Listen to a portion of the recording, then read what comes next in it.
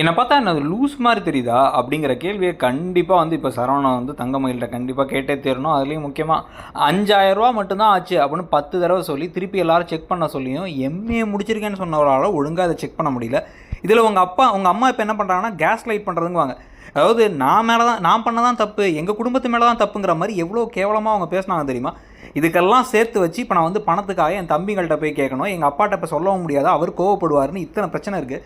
புடுவோம் ஃபோனை அப்படின்னு ஃபோனை வாங்கி ஃபோனில் வந்து என்ன இருக்குங்கிறத பார்த்து மெசேஜே வந்திருக்கு 20,000 என்ன கட்டணுன்ட்டு. அப்போ அந்த மெசேஜை பார்த்துட்டும் சொல்லாமல் இருந்திருக்க, அப்போ இங்கே வந்து பார்த்துக்கலாம் நினச்சிருந்துருக்க.